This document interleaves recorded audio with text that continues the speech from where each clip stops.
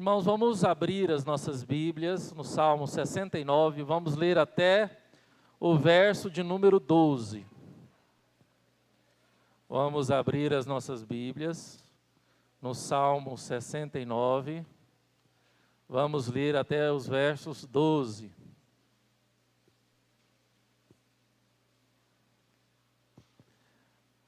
Lamento do Messias, ao mestre de cantos, segunda melodia, lírios de Davi.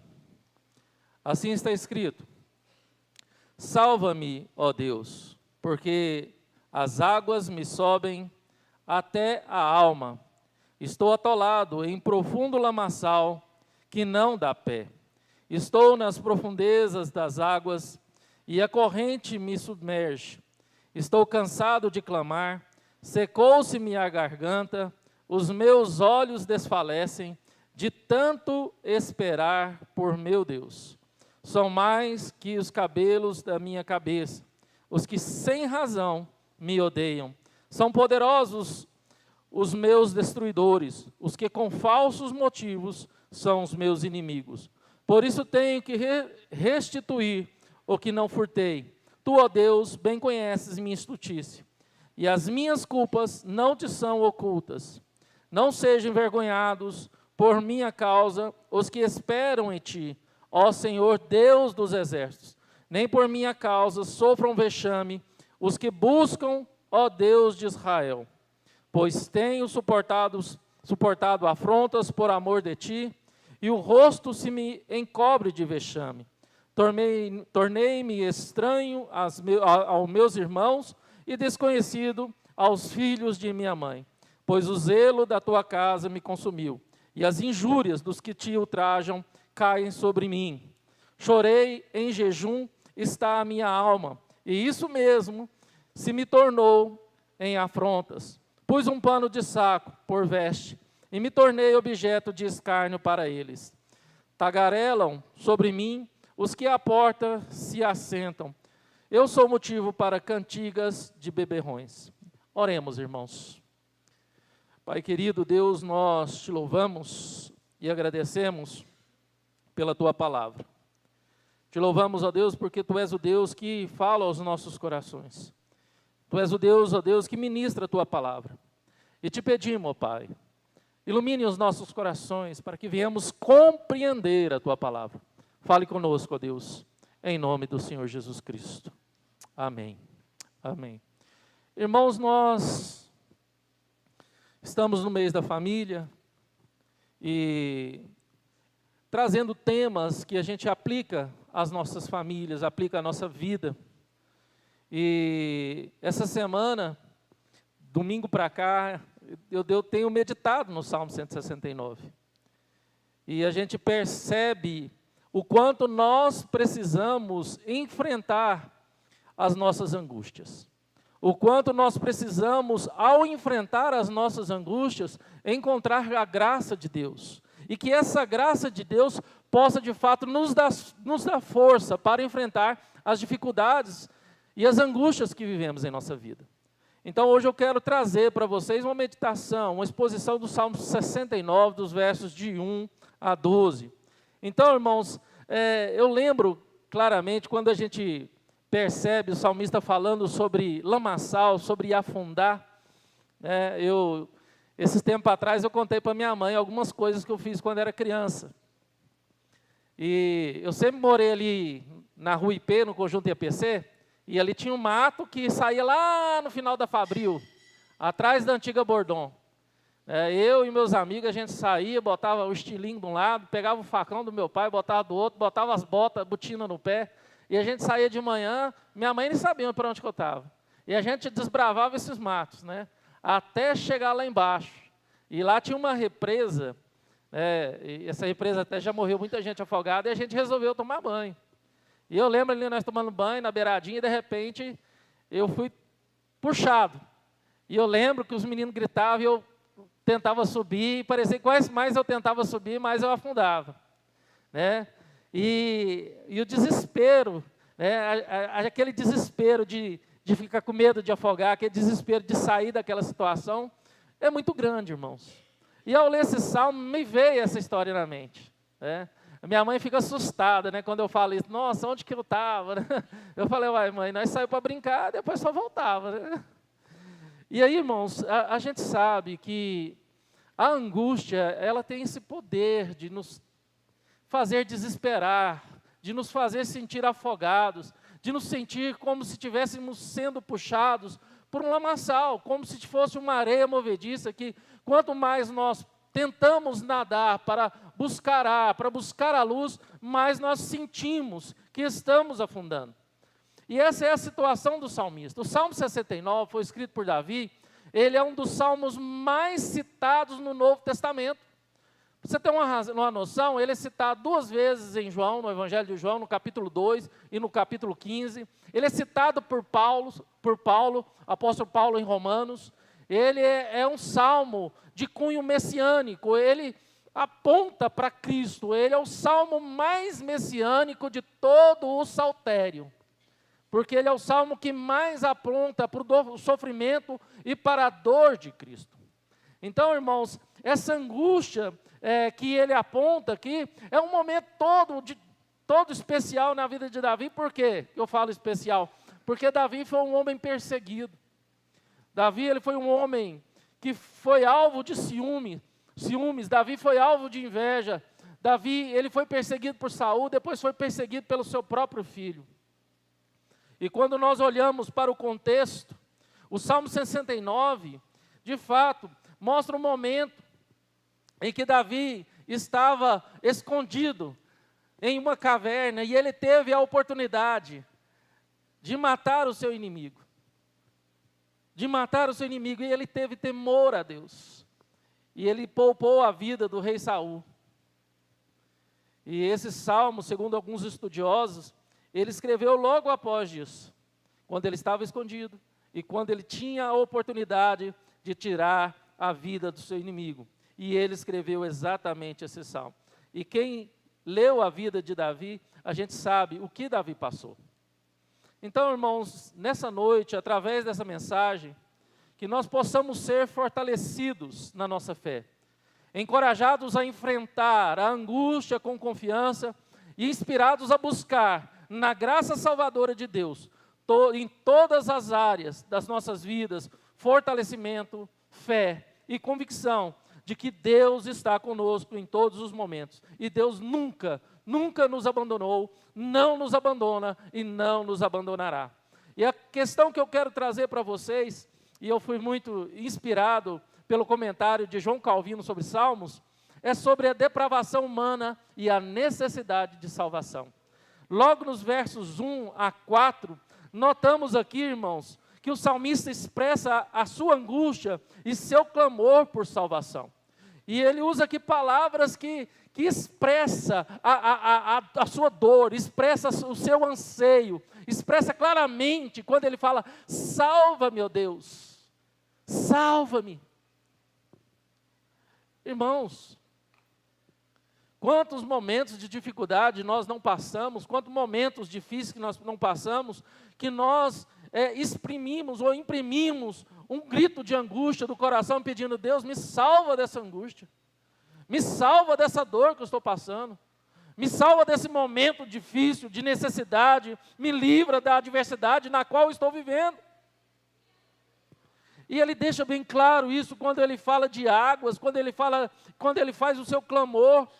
E ele traz de fato essa analogia de alguém que está sendo tragado para o fundo de um lago, para o fundo de um rio, que luta para chegar e buscar ar, mas não está achando. Ele fala dessa dificuldade que nos cerca, dessa dificuldade que tenta nos afogar. E a gente sabe que nós somos sujeitos nessa vida a diversas dores, irmãos. Nós temos aqui irmãos vencendo a dor do luto, estão sendo afogados e se livrando desse afogamento da dor do luto. Temos irmãos vencendo a dor da depressão, as lutas da ansiedade. Temos irmãos enfrentando e vencendo diversos tipos de águas profundas. E a gente sabe que nós não temos outra salvação, nós não temos a quem recorrer a não ser a Deus, a não ser gritar e buscar socorro em Deus e falar: salva, meu Deus. Salva, meu Deus. Então, irmãos, essas palavras são usadas aqui por Davi neste salmo, não só no Antigo Testamento, em todo o Antigo Testamento, como eu falei, mas como também no Novo Testamento. Interessante que Luiz Berkoff, quando a gente fala de depravação humana e a necessidade de salvação, além de ser um momento de angústia e a necessidade de Davi de ser salvo naquele momento de angústia, nós sabemos que nós enfrentamos, irmãos, situações adversas por causa de nosso próprio pecado. Nós lutamos contra a nossa carne.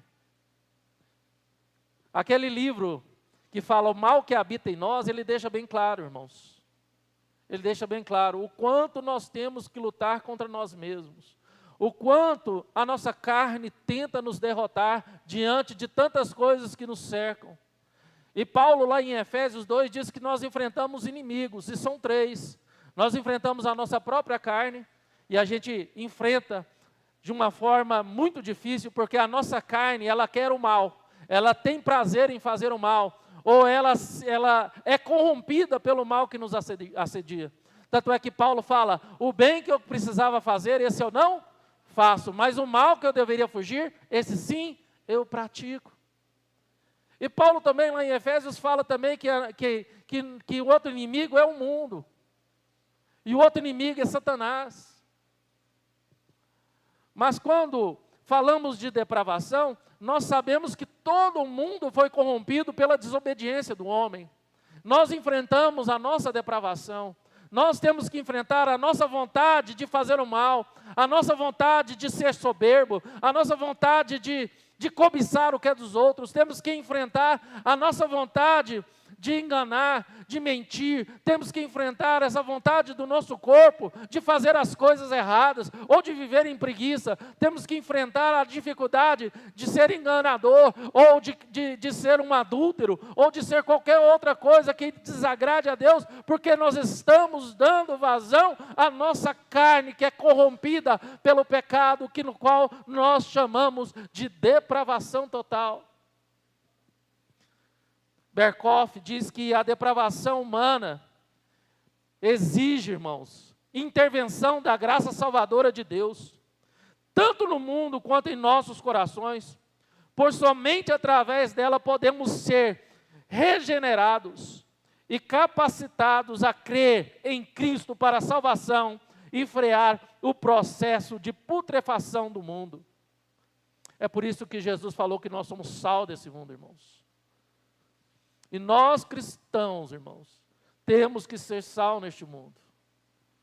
Porque a maldade, a corrupção desse mundo, só vai ser paralisada, ou só vai ser diminuída, ou só vai ser freada a partir do momento que eu e você entender que nós somos sal. Que nós fomos salvos em Cristo Jesus e que o poder do pecado não está mais sobre nós. E nem a condenação do pecado, e que num processo de santificação, o Espírito Santo me dá força, me dá capacidade de buscar em Deus, vigiar e orar em todo o tempo, para resistir o diabo, para que ele venha fugir de nós. Vigiar e orar em todo o tempo, para que eu venha buscar a santidade, não por mim próprio, não pela minha força própria, mas porque o Espírito Santo de Deus persevera em mim, constantemente, me dando força para poder resistir o mal que tenazmente nos assedia. Então nós não estamos sozinhos, irmãos. Nós não estamos sozinhos. E quando nós entendemos isso, irmãos, e pregamos o Evangelho, e lutamos contra a nossa própria depravação, e quando nós somos sal no mundo, nós alcançamos vida. Eu já contei a história aqui de Agostinho de Hipona, e quando a gente fala do Dia das Mães, a gente tem um projeto na igreja, 2 projetos criados pela igreja, que é o Desperta Débora, que virou um projeto interdenominacional, e o Projeto Ana, que é um projeto da Sociedade Auxiliadora Feminina da Igreja Presbiteriana do Brasil. São mães que oram pelos seus filhos. Tem até um lema, né? Mães de joelhos, filhos de pé. E tem uma história que a gente sabe, eu acho que vocês já leram os livros de Agostinho de Hipona, ou conhecido Santo Agostinho. Em seu livro Confissões de Santo Agostinho, ele conta a história de sua mãe. Sua mãe, Mônica, era uma mulher devota, era uma mulher piedosa, era uma mulher que orava constantemente pela vida de seu filho, Aurélio, que é Agostinho. E ela orava, e Agostinho vivia uma vida totalmente depravada. Ele vivia nos prostíbulos, ele vivia em depravação. E um dia, ele sentado no quintal da sua casa, ele ouviu uma musiquinha cantada por crianças. Toma e lê, tot ledote, toma e lê. E aquilo ficou no coração dele, ele olhou e viu uma Bíblia, pegou a Bíblia da mãe dele e abriu num texto que falou muito ao coração dele. O texto lá de Romanos 13, de 13 a 14. E ao ler as palavras, Agostinho sentiu uma profunda convicção e uma profunda necessidade de rendição a Jesus Cristo. E a conversão na vida de Agostinho foi tão profunda, que uma semana depois, ao passar na porta dos prostíbulos, uma prostituta veio gritando, Aurélios, Aurélios, Aurélios. E ele não quis atender, e ela cercou e falou, você não me conhece mais? E ele virou para aquela prostituta e falou, eu te conheço, eu é que não sou o mesmo. Eu te conheço, mas eu que não sou o mesmo. E é exatamente isso, irmãos, quando nós nos abrimos para a ação do Espírito Santo em nós, nessa luta contra a nossa depravação, nessa luta contra o mal que tenta nos derrotar constantemente, essa luta contra o mal que tenta nos entristecer, dizer que você não é capaz, que você não é suficiente, que você não pode. E quando nós olhamos para a ação do Espírito Santo, sabemos que em Cristo nós somos mais que vencedores, porque o Espírito Santo nos tornou, de fato, salvos e fortalecidos nessa graça, não porque merecemos, mas por causa do amor de Deus. Você é um amado de Deus, você é uma amada de Deus, você foi alvo desse amor de Deus. Não porque você merece, mas porque Deus te amou, apesar dos seus deméritos, apesar de quem você é, Deus olhou para você e falou, eu te amo, e lhe deu um presente, que é a salvação. E assim, irmãos, como o salmista expressou sua angústia, como o salmista expressou o seu clamor por salvação, enfrentando as adversidades, as perseguições, também, irmãos, podemos nos identificar com essa experiência humana. Porque muitas vezes, nos momentos de angústia, nos momentos de dificuldade, esquecemos quem somos, esquecemos do amor de Deus, esquecemos da nossa vocação, esquecemos do nosso chamado, esquecemos de quem Deus é e de que Deus fez por nós. Porque muitas vezes estamos submersos, estamos preocupados em morrer afogado diante de tantas situações, estamos desesperados, sentindo como se estivéssemos sendo tragados por um tremendal de lama, e clamamos, salva-me, ó Deus, salva-me. E tanto, irmãos, a história de Davi, e a história de Agostinho, e a sua mãe, Mônica, nos mostra a importância, irmãos, de perseverarmos na oração, de ter esperança na transformação de vidas, da ação de Deus em nossas vidas e nas situações que tentam nos tragar. Devemos sim, irmãos, perseverar na oração. Às vezes, irmãos, nos falta rasgar o nosso coração diante de Deus como Davi rasgava. Nos falta rasgar mesmo o nosso coração e dizer, Deus, estou afundado, Deus, não consigo, Deus, estou sofrendo, Deus, estou sem ar, eu estou morto, estou morrendo, salva-me, ó Deus. Irmãos, eu já não vejo mais crentes rasgando o coração diante de Deus. Eu fico surpreso de ver já cristãos que já faz muito tempo que não chora na presença de Deus, não derrama uma lágrima na presença de Deus, é tão insensível à palavra de Deus, que o que a gente fala, o que se prega, aquilo que o Espírito Santo de Deus fala, a pessoa ouve. Está mais preocupada com o trabalho que vai fazer amanhã, está mais preocupada com as coisas que estão lá fora, do que usufruir daquilo que Deus está falando ao coração. E Deus está falando ao seu coração essa noite.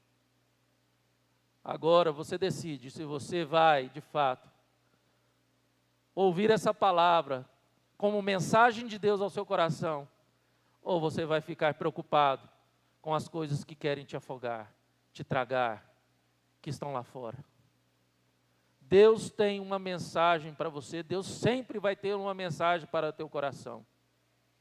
Então, irmãos, à medida que compreendemos a nossa depravação, à medida que compreendemos a nossa miséria, a partir de que compreendemos a nossa dependência de Deus, porque nós não temos força, irmãos. Se você falar assim, eu posso, né, como a teologia do coach, você pode, você quer, você declara, você consegue, você vai entender que isso é balela, é teologia furada, porque você não pode nada. Sem Deus você não pode nada. Sem a ação de Deus na sua vida você não pode nada. Nada. E é compreendendo essa depravação, essa necessidade de salvação, é que encontramos esperança na graça salvadora de Deus. Talvez você fale, pastor, só de eu estar aqui já é um milagre, porque talvez eu nem era para estar aqui. Eu estou vivendo sem esperança. Eu tenho passado um vale de ossos secos na minha vida. Eu olho para o lado, eu só vejo ossos. Olho para o outro lado, eu só vejo ossos. Eu olho para a minha vida, eu vejo uma sequidão. Eu lembro uma vez, quando eu estava indo para o seminário em Goiânia, com alguns amigos meus, a gente dividia o carro, né? Cada dia, cada um levava no carro para ficar mais barato o combustível. E eu lembro de um amigo meu, seminarista, falando que já tinha alguns anos que ele se sentia seco como um galho, morto no deserto. Seco. E quantos cristãos não estão nessa condição? Quantos cristãos não estão nessa condição? Se a primeira verdade, irmãos, que esse salmo nos traz, que é a depravação humana e a necessidade que nós temos de salvação, porque quanto mais você sabe quem você é, mais você vai entender que você precisa de Deus. Quanto mais você conhece o seu pecado, quanto mais você conhece a sua miséria, mais você vai ficar dependente da graça de Deus. Mais dependente da graça de Deus você vai ficar.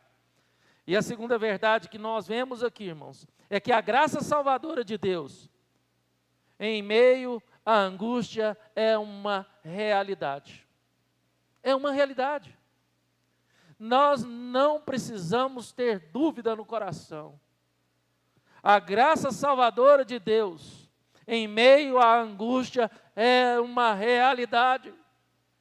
Às vezes nós estamos fracos, às vezes nós já estamos meio que insensíveis, por tanto ser calejado pelas coisas, pelas circunstâncias. Mas agora Deus fala ao nosso coração, a minha graça salvadora não cessa, a minha graça salvadora nunca cessará, a minha graça salvadora é a mesma de antes e vai ser sempre. E nesses versículos, irmãos, vemos aqui o destaque de algumas palavras usadas por Davi, para ressaltar a graça salvadora de Deus em meio à nossa angústia, em meio à nossa dor, em meio às situações que vivemos neste mundo. Ele fala de confiança, ele fala de envergonhar-se, ele fala de perseverança, ele fala de graça, irmãos. E quando ele fala de confiança, ele está falando de certeza, ele está falando de convicção. Qual é a convicção que você tem no seu coração agora? Será que a sua certeza, será que a sua convicção é a mesma de antes? É a mesma de antes? Como está a convicção na graça salvadora de Deus hoje na sua vida? É um questionamento. A palavra de Deus agora nos questiona a sondar o nosso coração e saber como está a minha confiança. Como está a minha confiança? E ao olhar para essa sondagem e responder essa pergunta, aí de fato a gente entende quando ele diz: me envergonho, ó Deus, me envergonho. Porque reflete, irmãos, a ideia de ser humilhado ou desonrado por causa da identificação com Cristo e sua obra redentora. Irmãos, eu falo uma coisa para vocês. Nunca o seu sofrimento vai chegar, eu sempre falo essa palavra, né? Um beicinho de pulga daquilo que Jesus sofreu por você. Nunca seu sofrimento vai chegar. E ao olhar para a obra redentora de Cristo, o sofrimento e toda a humilhação de Cristo, nós devemos nos envergonhar por cegar os nossos olhos para a graça salvadora e nos entregar para as nossas dores. Deus tem uma missão na sua vida. Deus tem um chamado e uma vocação para você.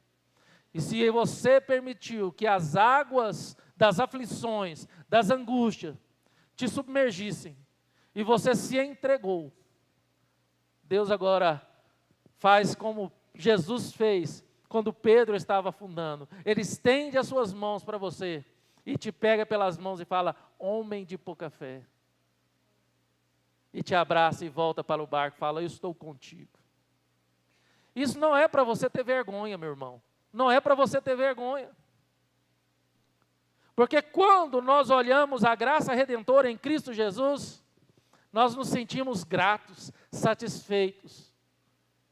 Porque a maior vergonha quem passou foi Jesus. A maior humilhação quem passou foi Ele em nosso lugar, para me salvar e te salvar. E aí a gente entende a palavra perseverança usada por Davi aqui, irmãos. Que destaca a importância de se manter firme na fé e na esperança em meio à tribulação. Não é, irmãos, impossível. Não é impossível, irmãos. Não é impossível se manter firme na fé. Não é impossível. Porque aí, logo Davi conecta essas três palavras com graça. O que ele está querendo dizer? Ele denota o amor leal e incondicional de Deus, que nos sustenta e nos dá esperança.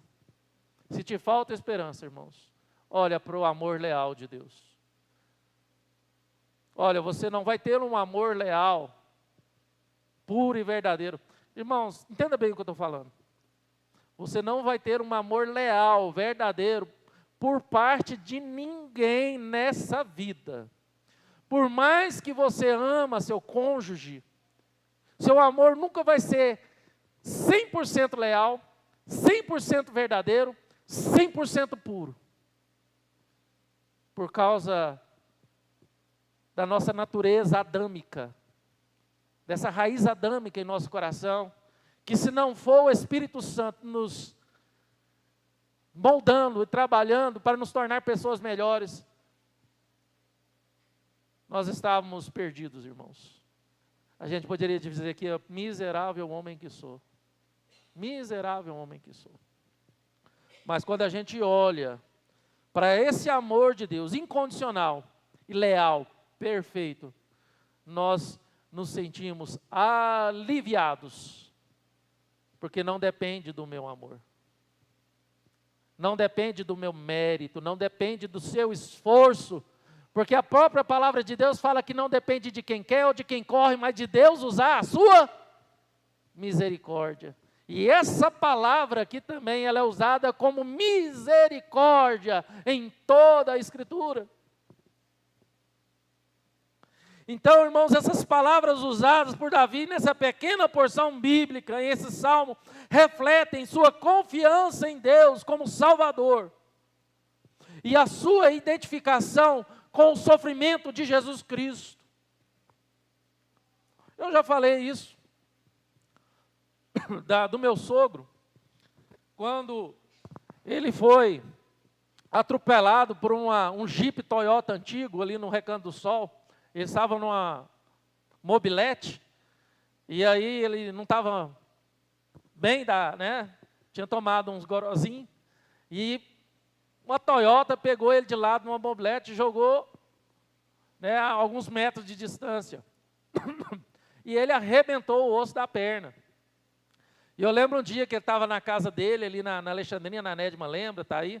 Ele estava com aquele tanto de parafuso na perna, com aqueles discos na perna, aqueles trem lá, e eu estava vendo assim que ele estava sentindo muita dor, mas muita dor. Eu vi pela cara dele, o jeito, sem posição, aquela dor terrível.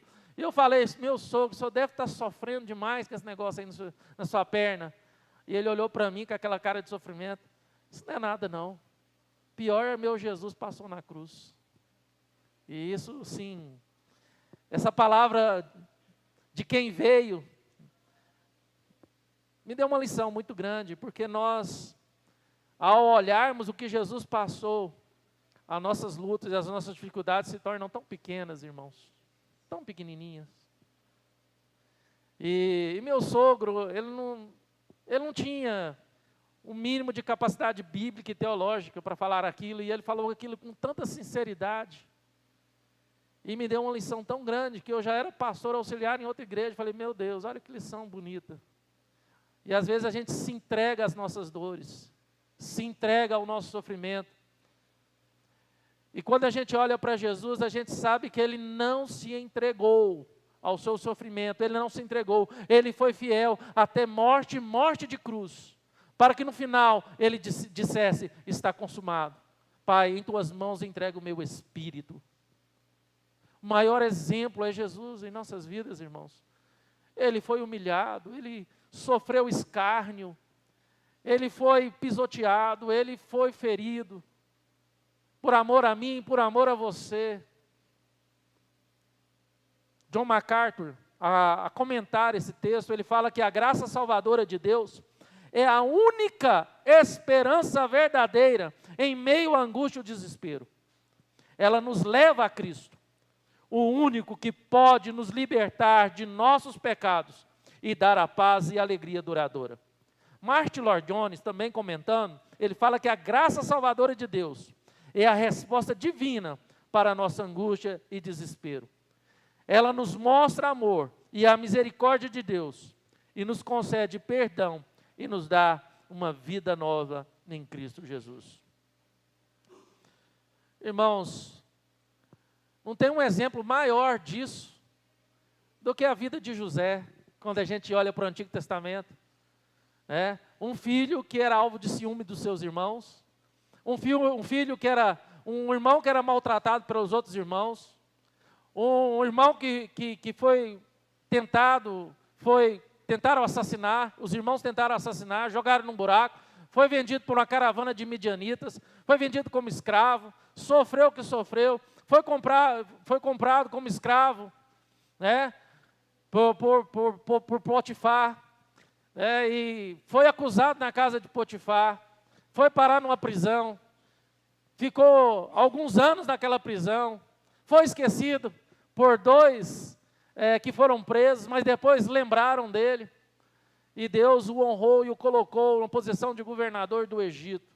E quando Jacó morreu e os seus irmãos ficaram com medo da vingança de José, ele olhou para os seus irmãos e falou: o mal que vocês intentaram contra mim, Deus transformou em bem.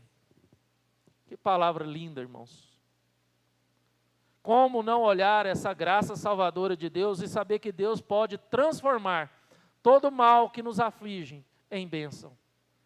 Quando nós descansamos o nosso coração na justiça de Deus.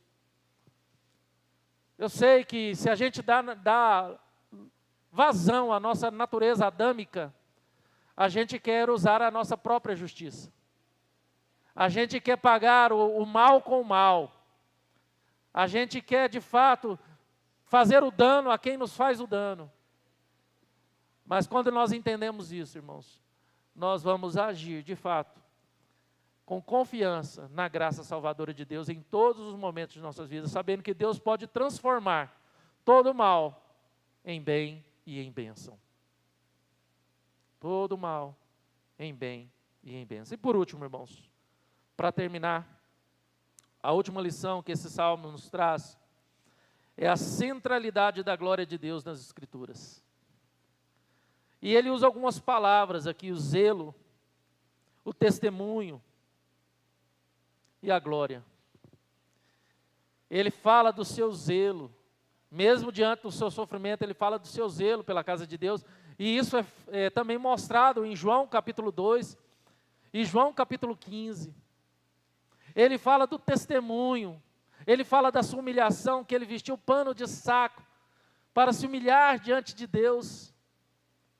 Ele mostra agora a centralidade da glória de Deus naquilo que ele escreveu, naquela porção escrita. Olha, nós precisamos entender que vivemos para a glória de Deus em todas as circunstâncias de nossas vidas. Hoje nós estávamos falando aqui sobre a confissão de fé, o catecismo maior de Westminster. Falamos do grupo dos irmãos que estão discutindo o catecismo e falamos da primeira lição, a primeira pergunta do catecismo: qual é a finalidade do homem? Viver para a glória de Deus. E hoje nós destrinchamos, falamos um pouco que viver para a glória de Deus é amar o outro, é servir o outro. Viver para a glória de Deus é, de fato, viver a Cristo em santidade, é exalar a Cristo em nossas vidas e não nos sucumbir diante das adversidades, das tentações, de tantas coisas que querem, de fato, nos cegar para Cristo, para a glória de Cristo. Então, meus irmãos, quando ele fala de zelo, quando ele fala de testemunho, quando ele fala de humilhação, quando ele fala de glória, ele fala: olha, nós precisamos viver para a glória de Deus. Sei que o mundo aí fora nos tenta a viver para a nossa própria glória. Sei que o mundo aí fora fala para você precisa ser valorizado. Você precisa receber a honra devida. Você precisa ter seus méritos, você precisa ser homenageado, você precisa ser louvado, você precisa disso, você precisa daquilo. Você precisa estar no palco e seus inimigos estão na plateia batendo palma para você. E agora o salmista, ele olha para os seus inimigos, ele fala até mesmo dos bêbados que faziam chacota com a sua cara, e ele fala: apesar de todas as coisas, a glória de Deus está no centro da minha vida. Não importa as chacotas, não importa a humilhação, não importa nada, eu vou ter como centralidade na minha vida a glória de Deus. Irmãos, e nós vemos na vida de Davi, através dos escritos de Davi, e por isso ele foi considerado um homem segundo o coração de Deus, porque ele viveu a centralidade da glória de Deus em sua vida. João Crisóstomo tem uma citação, ele fala que a glória de Deus é a fonte de todo bem e a meta de toda ação virtuosa. E quando vivemos para a glória de Deus, estamos alinhando nossa vontade com a vontade divina e experimentando a plenitude de vida em comunhão com Ele. Olha que interessante, quando vivemos para a glória de Deus, alinhamos a nossa vontade com a vontade divina. Alinhamos a nossa vontade com a vontade divina. Olha o que fala Gregório de Nissa. Gregório de Nissa fala: a glória de Deus é a revelação de sua natureza santa, amorosa. Ao buscarmos a glória de Deus, nos tornamos mais semelhantes a Deus e participamos da sua graça transformadora. Orígenes foi considerado o pai da alegoria, né? Ele foi o pai da alegoria, mas aqui ele até falou certinho. Olha o que Orígenes falou. A glória de Deus é manifestada em sua palavra e em sua criação. Devemos buscar, conhecer e proclamar sua glória, conhecendo que somos chamados para refletir a sua imagem e compartilhar a sua glória através das nossas vidas. Irmãos, busque fervorosamente a adoração e o culto a Deus, colocando a glória de Deus no centro da sua vida, priorizando comunhão para com Deus. Testemunhe sua fé em Cristo e persevere, mesmo diante das rejeições que você sofreu, ou diante das injúrias, ou diante das indiferenças, ou diante das traições que você sofreu. Persevere, lute. Então, meus irmãos, para concluir, nós devemos pensar no que o salmista Davi está dizendo aqui no Salmo 69 e nas suas verdades bíblicas. A primeira verdade que o Salmo nos revela é a nossa própria condição de pecador e que precisamos viver a graça de Deus constantemente, e precisamos dessa graça de Deus. A segunda verdade que encontramos no Salmo 69 é a graça salvadora de Deus em meio à nossa angústia. E por fim, o Salmo nos lembra da centralidade da glória de Deus. Nós devemos viver para a glória de Deus. Feche seus olhos, eu gostaria de orar por você. Pai querido Deus, neste momento nos encontramos diante do Senhor em oração e adoração. Nos rendemos diante de Ti, Pai, reconhecendo a Tua grandeza, misericórdia em nossas vidas. Agradecemos, ó Deus, porque revelastes as Tuas verdades a nós, através do Salmo 69. E nos desafia, Deus, a enfrentar a angústia e encontrar graça em Cristo Jesus. Pai amoroso, clamamos por Tua graça abundante, que nos ajuda em todos os momentos de nossa vida. Agora, Pai, Te pedimos, venha sobre cada um de nós.